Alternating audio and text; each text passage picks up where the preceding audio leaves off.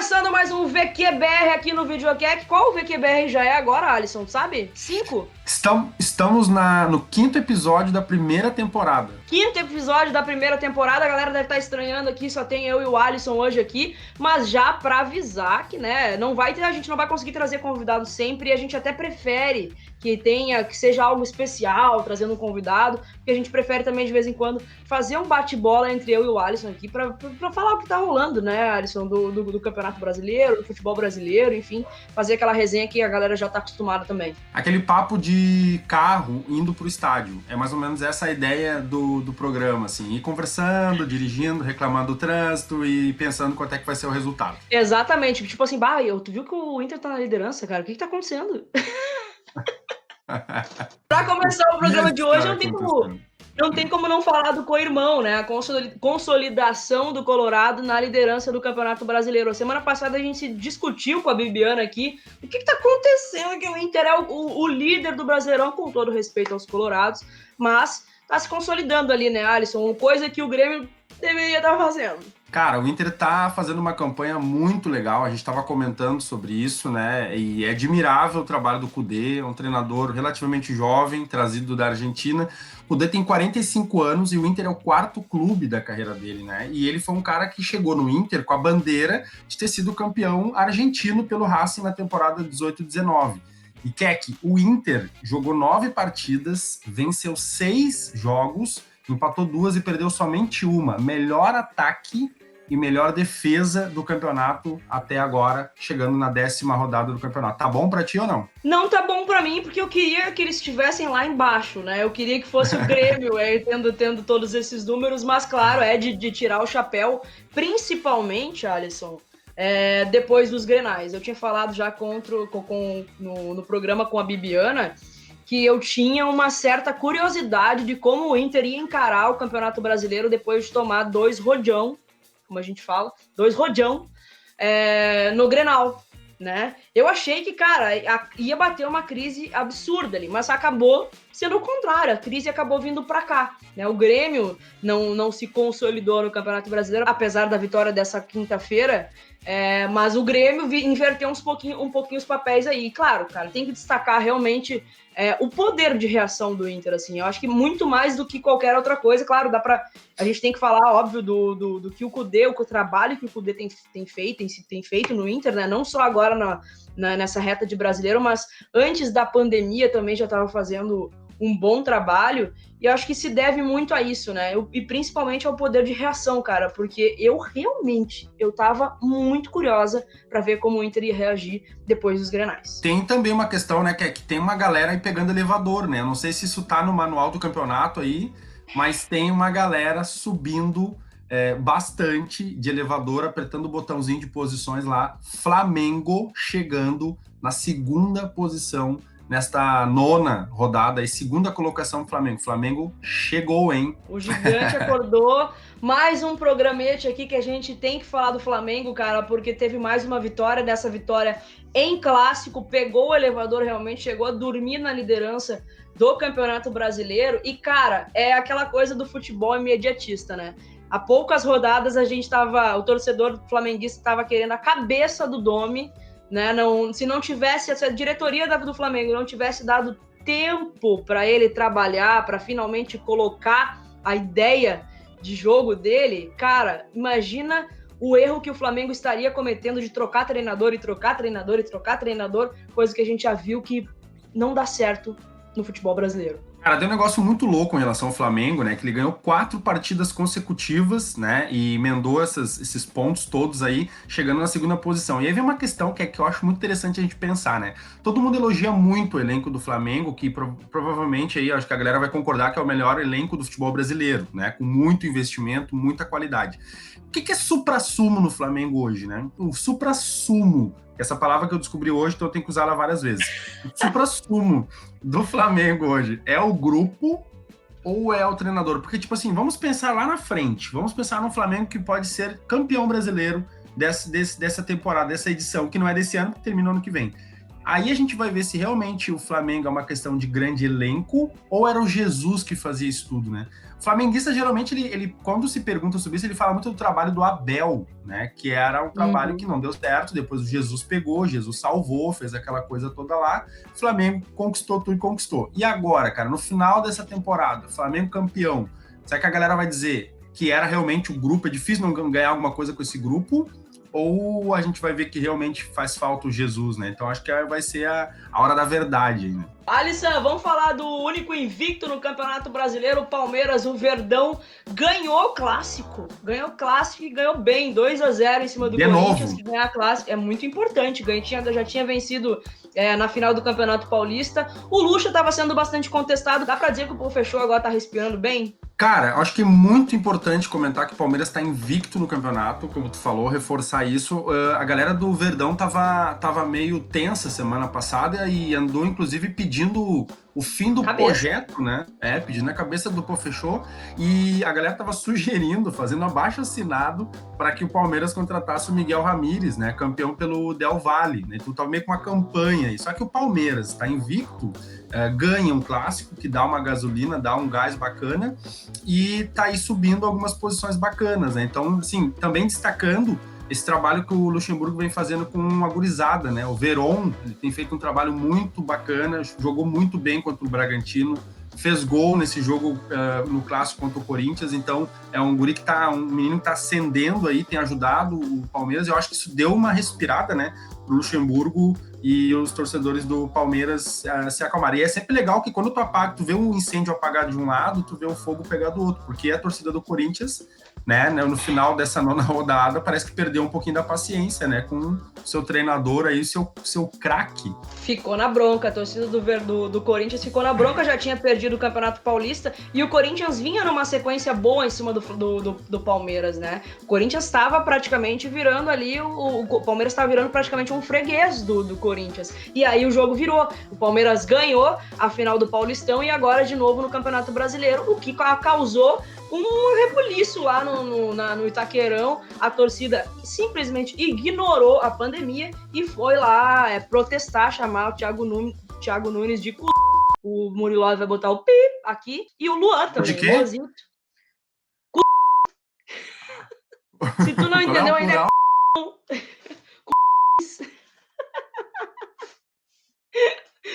torcida do Corinthians ficou na bronca com o Thiago Nunes, né, o treinador que eu, sinceramente, não sei de Thiago. Eu esperava um pouquinho mais do Thiago Nunes, apesar de que esse elenco do Corinthians é tenebroso, e ficou na bronca com o Luanel também. O Luanel já estava contestado agora, então tá na bronca, chamou de só não tocaram pipoca no carro do Luanel.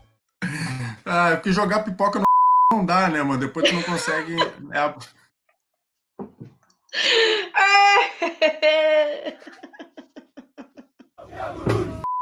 Fora do timão, Thiago Nunes! Fora do timão, Luan! Fora do timão, Luan! Fora do timão, Luan! Fora do timão, Luan! Fora do timão! Thiago Nunes, ele tá tentando mudar um esquema, uma filosofia de jogo do Corinthians, e é muito difícil. Eu acho ele um bom treinador, que ele foi campeão com o Atlético Paranaense, fazendo uma campanha muito legal, e, tipo assim, eu acho que ele é um cara que tem uma filosofia bacana, mas não é fácil mudar uma estrutura de um clube tão grande quanto o Corinthians. Então, eu acredito que o Corinthians precisa ter paciência com ele. Eu sei que é muito difícil ter paciência com o treinador, e o futebol brasileiro é muito imediatista, mas, né, sabe como é que é o negócio. Eu acho que o Corinthians daqui a pouco tinha que seguir o exemplo do próprio Flamengo, né?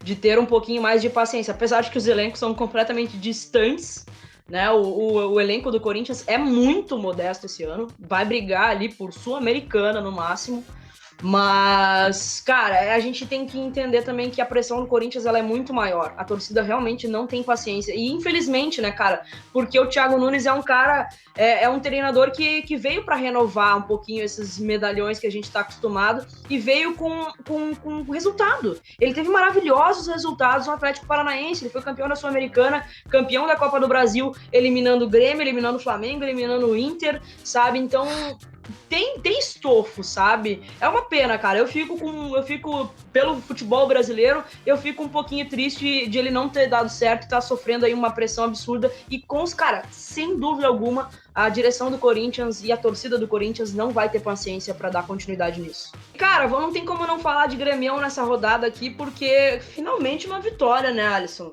Outro que tava tenso no Campeonato Brasileiro aí, com uma campanha completamente abaixo do que esperava, era o Grêmio, né? Mas finalmente ganhou do Bahia fora de casa, respirou um pouquinho. Renato estava pressionado. O que tu achou dessa vitória do Grêmio? Olha, foi a segunda vitória do Grêmio nesse Campeonato Brasileiro. O Grêmio, que é o segundo time que mais empatou até agora, em 9 rodadas, empatou 5 jogos, né? Era a semana de aniversário do nosso Renato Portaluppi, né? Então, assim, a torcida do Grêmio tá muito louca, porque se falou muito de Cavani nos últimos dias. Renato Portaluppi de aniversário. Torcida gremista pressionando e também sendo pressionada por maus resultados. E essa vitória contra o Bahia, ela veio assim para dar uma acalmada nos ânimos. Foi uma vitória muito importante na competição e também para recolocar o Grêmio, quem sabe aí numa sequência, que é aquilo que o Renato tanto promete, né? O Grêmio vai crescer, que o Grêmio vai chegar, que não decolou, né? Que é aquele papo do vai decolar, né? E eu acho que essa vitória foi super importante para acalmar um pouco os ânimos. Mas, assim, acalmar não é resolver. Então, eu acho que acalmou, mas ainda o clima de satisfação é grande pela falta de reforços e pela campanha pífia também que o Grêmio está fazendo em mais um Campeonato Brasileiro, né? Exatamente, foi só para dar uma aliviada mesmo na situação, porque tava bem complicado. Eu tava esperando, tava um pouco pessimista para esse jogo contra o Bahia, porque, cara, se perdesse ou se empatasse, era crise. Semana passada contra o Atlético Goianiense, logo depois do jogo, a gente fez a live tricolor, cara, era fora Renato até não poder mais. Complicado, tá? Complicado. Mas foi muito boa essa vitória, justamente. Eu não sei se tu percebeu isso, mas no início do jogo tava uma maçaroca, tá? Até o Grêmio fazer o gol, depois que o Grêmio fez o gol, parece que tirou um peso das costas e o Grêmio passou a jogar bem. Quem é que fez o primeiro gol do Grêmio mesmo? Foi o Alisson. Ah, esse nome, meu amigo, eu sempre digo... E eu ainda respondo de boa, né? Eu sempre digo, ou é nome de cara que toma 5 gols em Grenal, ou é nome de craque. É um ou é outro, né? Mas com certeza, o Grêmio acabou tá sentindo muita falta de jogadores muito importantes, né? Que é o Maicon. O Grêmio jogou sem a sua dupla de zagueiros titulares, sem o Jean-Pierre, que também é um jogador muito importante. Então a gente tá com muitos desfalques. Então eu digo, essa vitória acalmou, mas não resolveu a vida do Grêmio ainda não. Exatamente, vamos ver como é que vai ser contra o Fortaleza, que provavelmente vai ser um time completamente alternativo. Temos mais uma oportunidade aí de criar uma gordurinha, na verdade nem é gordurinha, é resgatar os pontos perdidos nas outras partidas antes do jogo importantíssimo da Libertadores. Exatamente, e essa tendência de seguir não conseguindo repetir o time é uma tendência que eu acredito que vai ocorrer no Grêmio, por causa de lesões. Sim. E também as duas competições ao mesmo tempo, né, Keke?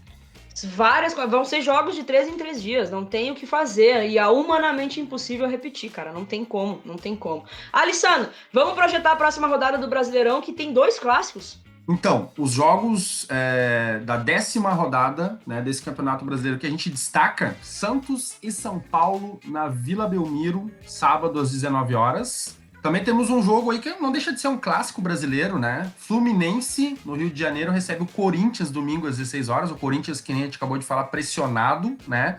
Fluminense também perdeu o clássico essa semana pro Flamengo. Então é um jogo meio tenso, né, Keke? Um jogo meio tenso entre esses dois times aí. Tensão no ar. E o clássico carioca, Botafogo e Vasco da Gama, domingo às 8h30 de domingo. Esse horário de domingo às 8h30 é para quebrar o trabalhador brasileiro, né? Completamente, coitada, minha solidariedade aos colegas de imprensa que tem que cobrir esse jogo 8h30 de domingo. Que beleza, 8h30. Vamos arriscar o placar em cada um, então? Vamos tentar, é o pitaco da zoeira, né? Pitaco da zoeira, vamos que vamos. Santos e São Paulo, Alisson. Eu acho que vai dar 1-1. Eu sempre chuto 1-1, porque o cara, né, não sabe o que dizer, ele diz 1-1. Então eu acho que vai dar 1-1. Boa, eu vou apostar no Diniz, que essa semana xingou o Luciano a full aí no Campeonato Brasileiro, mas vou apostar no Diniz, apesar de que o outro lado, o Marinho, tá muito bem. Vou apostar 1-0 no São Paulo. Fluminense e Corinthians, quais tuas apostas? Cara, vou botar 1-0 no Flusão, vou apostar no Nenê. 1x0 Flusão e crise total no Corinthians. Vixe, Maria. Olha só, eu acho que essa história do vai fazer efeito, tá? Eu acho que o Corinthians vai ganhar essa partida do Fluminense e eu tô chutando 1x0 pro Corinthians, hein? Clássico carioca, Botafogo e Vasco. Eu acho que vai dar Vasco, Germancano, um homem que veio praticamente de graça para o Vasco da Gama, estava sem clube ao sair do Independente lá da Colômbia. Que achado do Vasco, hein? Eu acho que vai dar 2x0 para o Vasco. Tá um cano, né? Tá um cano. Quanta piadinha a gente perdeu, né? Como se o Cano não tivesse dado certo no Vasco, né? Nossa senhora, ia dizer que o Vasco entrou pelo Cano até 2050. Nós vamos fazer essa piada barata aí. Eu tô contigo também, eu vou postar no Vascão, mas eu vou postar 2x1 no Vasco, tá? 2x1 Vascão, com gol do Cano, obviamente. Beleza, fechamos então o VQBR dessa semana, Alessandro? Fechamos e agora vamos para a 10ª rodada. Tá passando rápido, né, meu? Quem tava na seca de futebol aí, seca de futebol, 10ª rodada. Depois começa a Libertadores, Copa do Brasil já tá rolando. Enfim, tem muito jogo pela frente ainda. Vamos ver o que vai acontecer. Cara, são jogos de 3 em 3 dias. Não tem, é por isso que tá passando rápido essa bagaça mesmo. E semana que vem tem Libertadores, obviamente a gente vai falar no VQBR também. Vou pedir pra galera não se esquecer de se inscrever no canal, né, Alisson? Faz aquela propaganda pra nós aí, deixar o like e tal. Fazer que nem a galera do YouTube. E aí, galerinha do YouTube, tudo bem com vocês? Então, deixa o seu like, se inscreve no canal, valeu! Boa, gurizada, um bom final de semana pra todo mundo. Espero que dê vitória do Grêmio. É nóis. Até semana que vem com o VQBR. Eu e o Alisson aqui, ó. Toca aí, Alisson. Vamos lá. Tá difícil aí, ó. Eu toquei torto. Não, é que assim, ó, tem que tocar pra lá, eu tenho que aí na câmera. Só que eu toco pra lá, né? Aí, deu, conseguimos. Falou, beijo.